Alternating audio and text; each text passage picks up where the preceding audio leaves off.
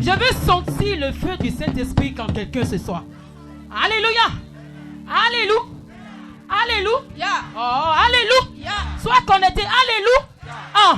Je veux sentir quelqu'un brûlé par le Saint-Esprit.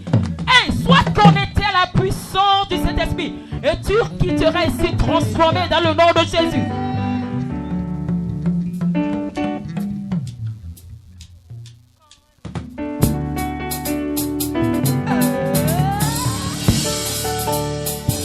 Ne regarde pas celui qui est à côté de toi pour louer. Mais danse pour le roi des rois. Parce qu'il est le même hier aujourd'hui, il n'a pas changé. Tu vois ici, il est mort de l'émeilleur. Martiwo, tu vois ici, il est mort de l'émeilleur.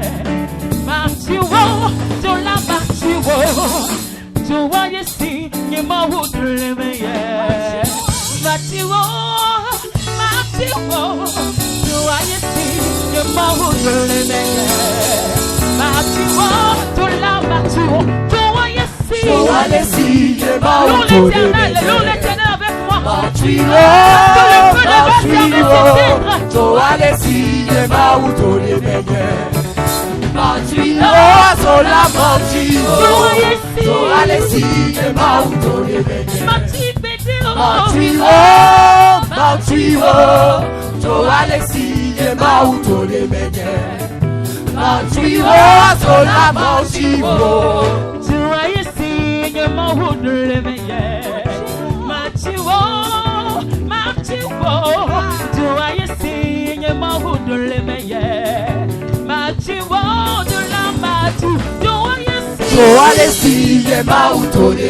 le feu ne s'éteindra jamais.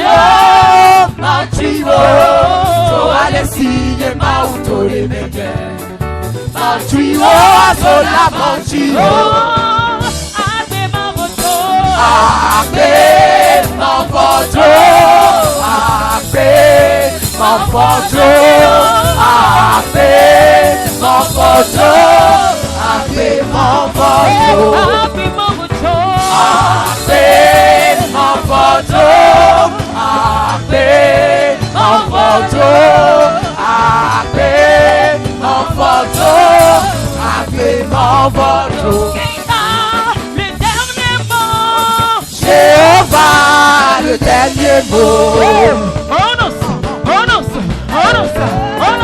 Parce qu'il a le dernier mot dans tes affaires, dans ton mariage, dans la sécurité dans lequel tu es. Il a le dernier mot.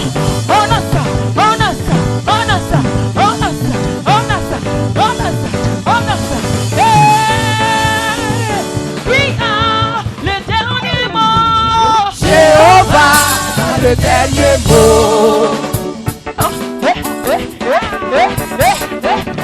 Moi je l'ai dit en y a chant, priant les serments des armées. Mais moi je vais le louer parce qu'il m'a donné le souffle de vie. Alléluia. Alléluia. Qui a leur dernier mot. On y va. Jéhovah, Jéhovah, Jéhovah, Jéhovah a le dernier mot. Il a changé ma vie en miel. On y va. Il a changé ma vie en miel. Jéhovah a le dernier mot. Il a changé ma vie en miel. Il a changé ma vie en miel. Il a le chemin là où il a. Jéhovah a le dernier mot. Alléluia. Alléluia. Alléluia. Alléluia. Alléluia. Alléluia. Alléluia. Alléluia. Alléluia. Alléluia. Alléluia. Alléluia. Alléluia. Alléluia. Alléluia. Alléluia. Jésus Emmanuel, puissant, Jésus Emmanuel, puissant, sa puissance. Et nous crions Alléluia. Alléluia. Alléluia, Alléluia, Alléluia, Alléluia, Alléluia, Alléluia. Pourquoi j'aime le louer? Pourquoi je lève les mains? Lève les mains, le roi des rois. Pour le magnifier. Ah, tu peux pas comprendre. Non, non, non. C'est que Dieu a fait pour moi. Si je te l'expliquais, tu verras qu'il me dit que tu viens le louer. Tu me demandes. Pourquoi j'aime le louer? Pourquoi j'aime le louer? Pourquoi moi je lève les mains? Pourquoi je lève les mains? C'est le roi des rois, juste pour le magnifier. Pour le magnifier. Tu peux pas comprendre ce que Dieu a fait pour moi. Si je te l'expliquais, tu verras qu'il mérite que tu viennes le louer. Dis-le. Je n'étais rien, je n'avais rien. Jésus m'a lavé avec son sang. Je ne peux pas me taire, je ne peux pas ignorer tout ce qu'il a. Je n'étais rien, Je n'étais rien, je n'avais rien, mais il m'a lavé avec son sang. Je ne peux pas me taire, je ne peux pas ignorer tout ce qu'il a fait pour moi. Il y a un feu qui brûle en moi pour Dieu. Je sens brûler ce feu, qui brûle en moi pour Dieu. je ne peux pas ignorer. Ce feu qui brûle en moi pour Dieu. Je sens brûler ce feu. Ce feu qui brûle en moi pour Dieu. Je me sens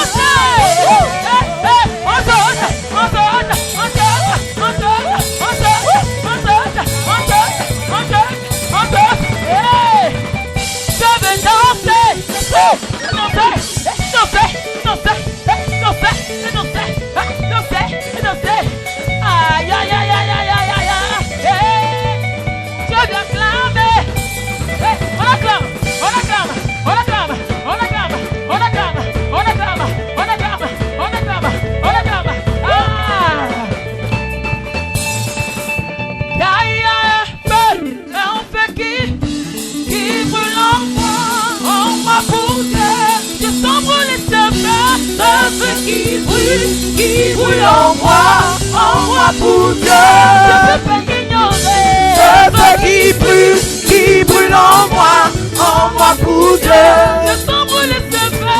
Ce feu qui brûle en moi pour Dieu. Je vais crier.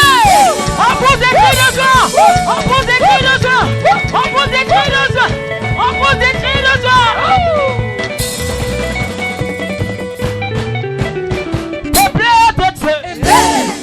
Je vous entends pas.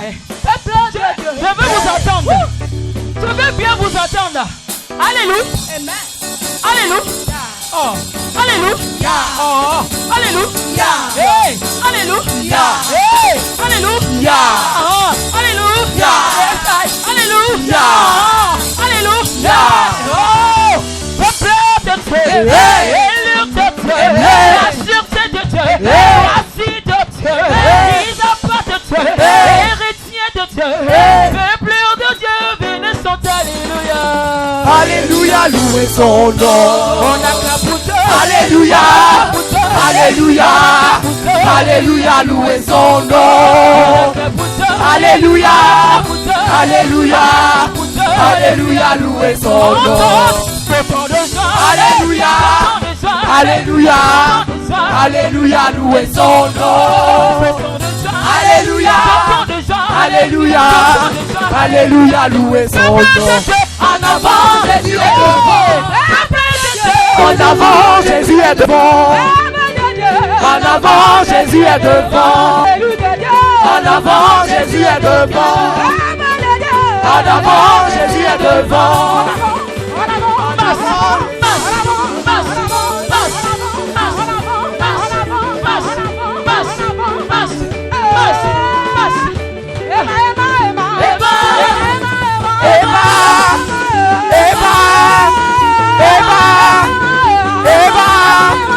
Eva,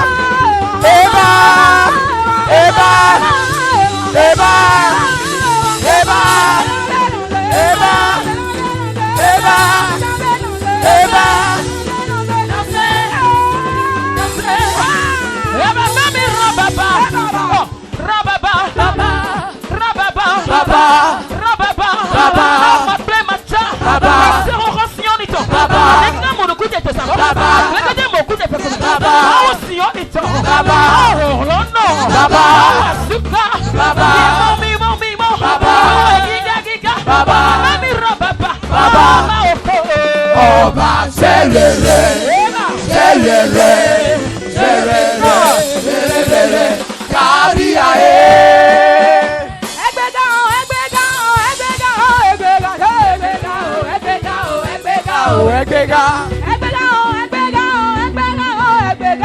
Ẹgbẹ́ga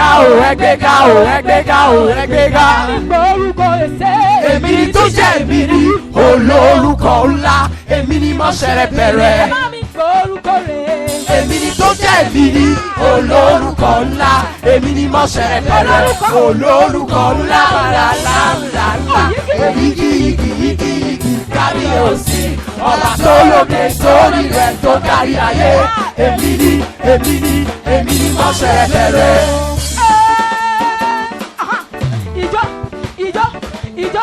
Ijo, fais-le bien, fais-le bien, fais-le bien. Appelez maman, mais quoi alors? Et la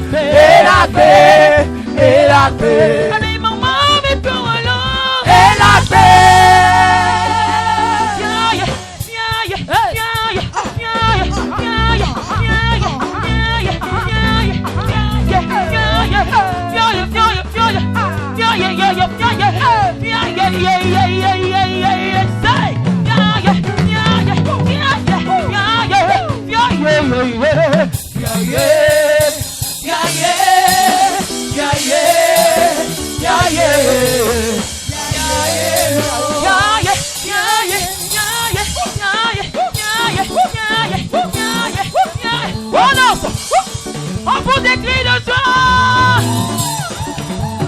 Des cris de joie! Comment? Nous connaissons Jéhovah!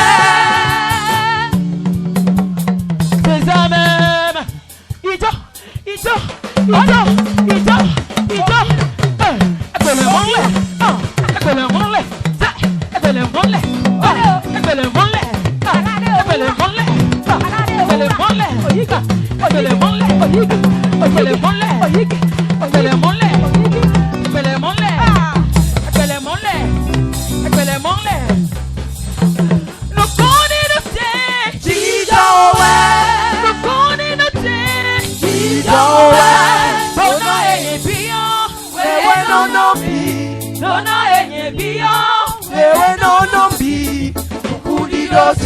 Jésus.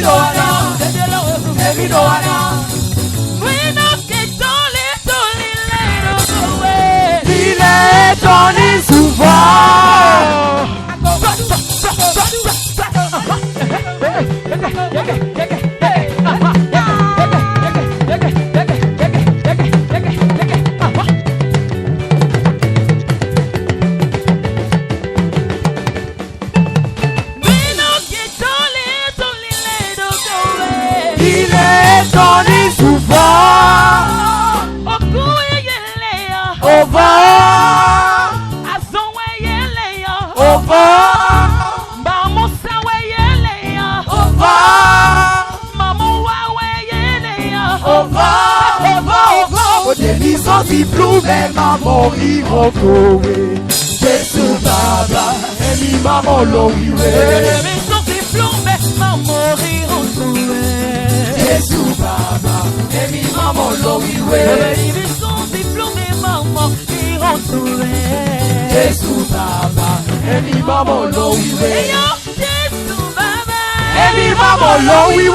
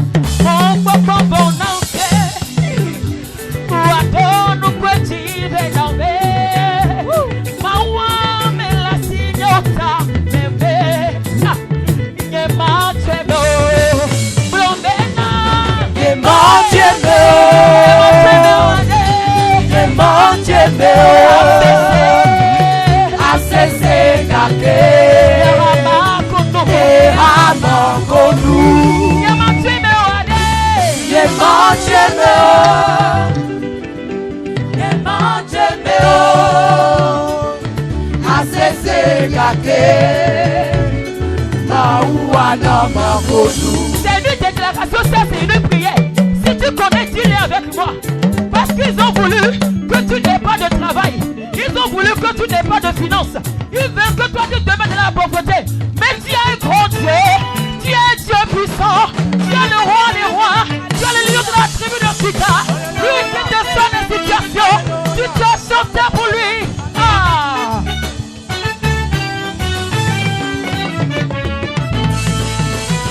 Oh, Bobo on a walk blondie, Damali nambo, so hame la siode, donc bon meliwo, mon bonon king, wa donu kweti benobe, mawa me la siota membe.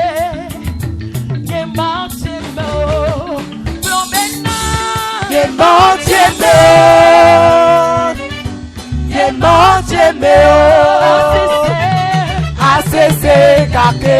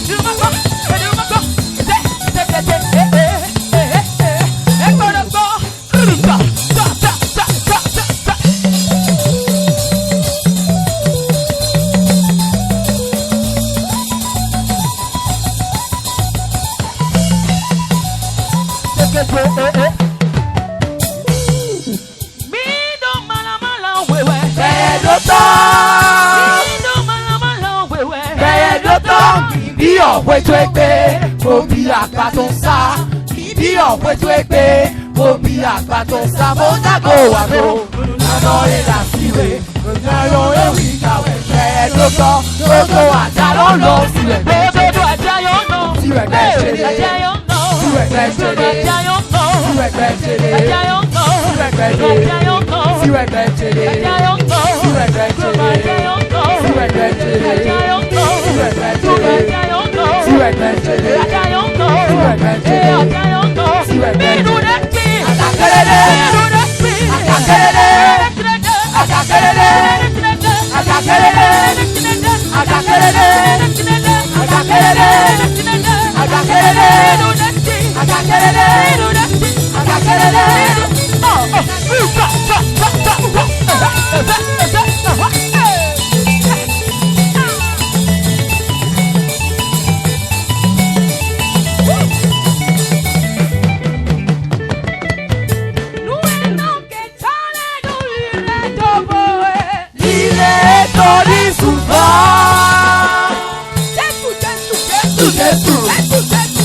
Jésù, baby welcome. Adomido, Enakomi, Elelele, Jésù, baby, Adomido, Enakomi.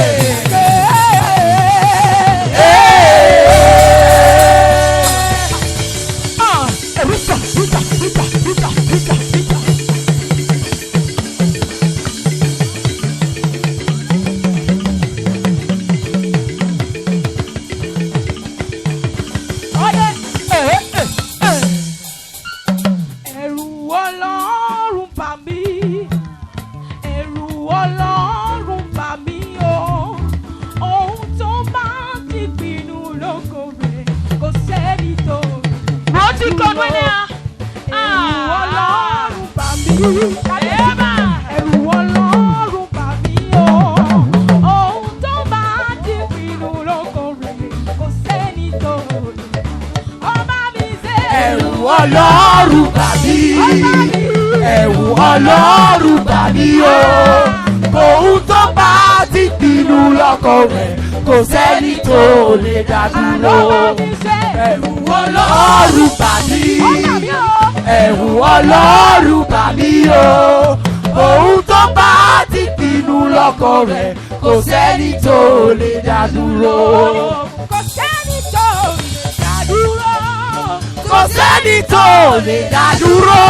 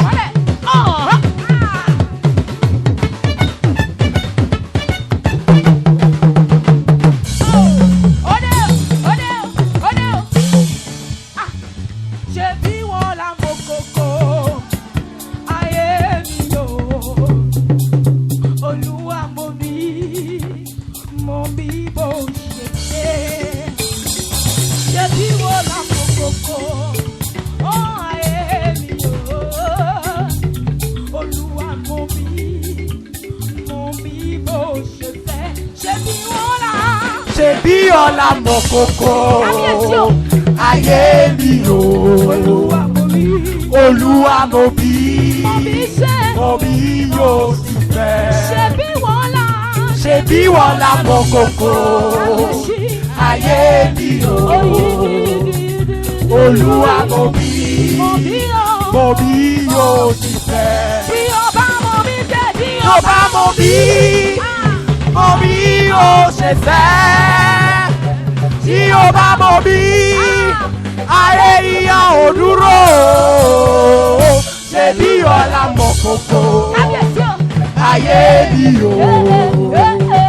Olúwa mo bí o ṣe fẹ́. Yésáyé lé ìgbé.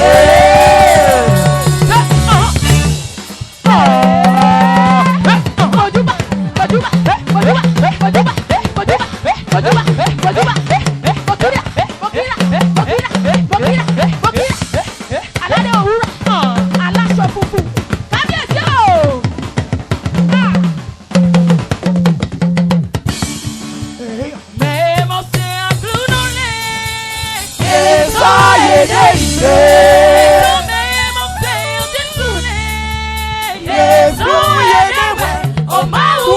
Lolo wedo pelo people take but I say be wedo alo isome amo se mau wedo mau yo amo se mau wedo mau yo amo se mau wedo mau yo no we building us mau yo amo se mau wedo mau yo amo se mau wedo mau yo amo se mau wedo mau yo